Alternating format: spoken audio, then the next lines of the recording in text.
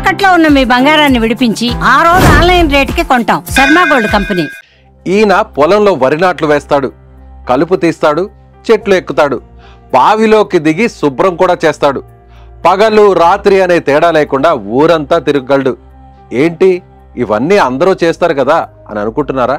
కాదు కాదు, ఈయనకు కళ్ళు కనిపించవు.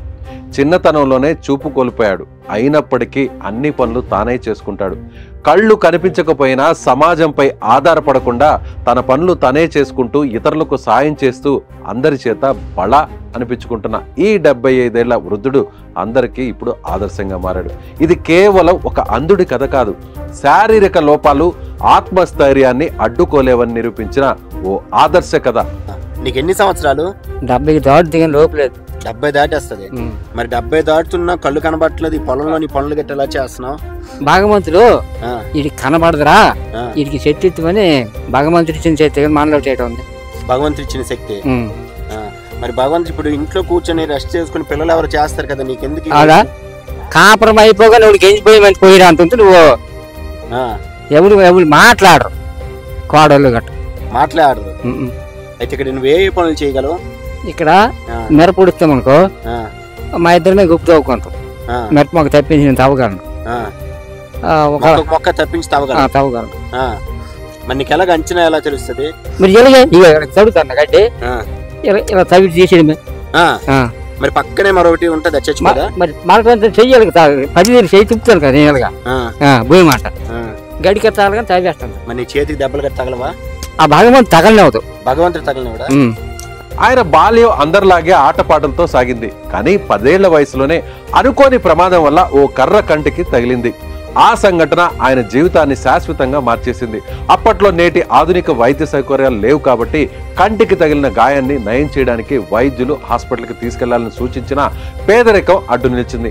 కనీస ఆర్థిక స్తోమత లేకపోవడంతో గ్రామీణ వైద్యం, మూలికా వైద్యంపైనే ఆధారపడాల్సిన పరిస్థితి. అప్పటి స్థానిక వైద్యుడు కంటిలో ఏదో పసరు మందు వేశాడు.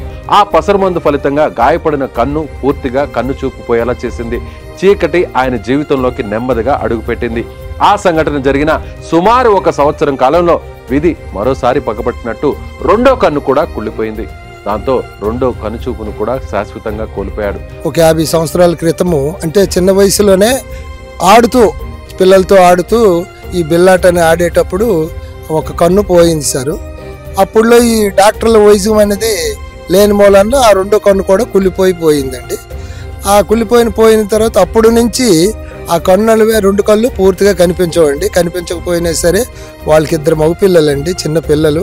ఆ చిన్న పిల్లల గురించి ఆ కళ్ళు కనిపించిన టైంలోనే ఈ రైతు పని మొత్తము చేసుకుంటూ కొంతమంది దగ్గర పని చేసుకొని ఆ కుటుంబానికి ఇంతవరకు లాగించుకొని వచ్చాడండి. కళ్ళు అంటూ పూర్తిగా కనిపించవు. కాకపోతే ఇది పరిస్థితి. ప్రపంచం పూర్తిగా చీకటిమయమైంది. దేవుడు తనకు అన్యాయం చేసి కనుచూపులు తీసుకెళ్లినందుకు ఆయన కుంగిపోలేదు. ఎందుకు నాకు ఈ కష్టం అని ప్రశ్నించుకోలేదు. బహుశా అదే ఆయన జీవితంలో అతిపెద్ద మలుపు.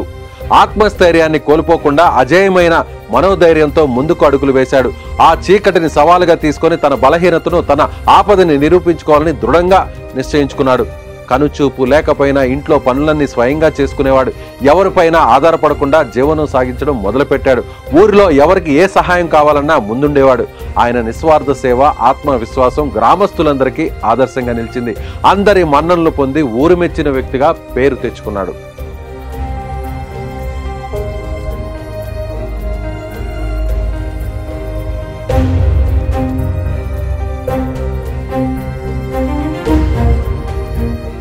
ఆయన జీవితంలో మరో కీలక ఘట్టం వివాహం. కనుచూపు లేని వ్యక్తిని వివాహం చేసుకోవడానికి ముందుకు వచ్చిన ఒక మహిళను ఆయన పెళ్లాడాడు. వారికి 2 మగపిల్లలు జన్మించారు. తనపై ఆధారపడిన కుటుంబాన్ని పోషించాల్సిన బాధ్యతను ఆయన ఎంతో దీక్షగా స్వీకరించాడు. వారసత్వంగా వచ్చిన కొద్దిపాటి పొలం మాత్రమే వారికి జీవనాధారం. ఆ చాలీచాలని డబ్బులతో కుటుంబాన్ని పోషించడం కష్టమని గ్రహించాడు. అందరిలాగే నేను కూడా నా కుటుంబాన్ని మంచిగా పోషించాలనే తపన ఆయనలో బలంగా ఉండేది. తన కొద్దిపాటి పొలం పనులు చేసుకుంటూనే ఊరిలో ఇతర పొలాల్లో కూడా కూలి పనులకు వెళ్ళేవాడు. కేవలం కూలి పనులు మాత్రమే కాదు, ధైర్యం చేసి ఇతరుల పొలాలను లీజుకు తీసుకొని పంటలు పండించడం మొదలుపెట్టాడు. పొలం పనులు చేయడం, విత్తనాలు వేయడం, కలుపు తీయడం, పంట కోయడం వంటి పనులన్నీ కళ్ళు కనిపించకపోయినా తన చేతులతో, తన అనుభవంతో సమర్థవంతంగా చేసేవాడు. ఆయన పండించిన పంటలు కూడా మంచి దిగుబడిని ఇచ్చేవి.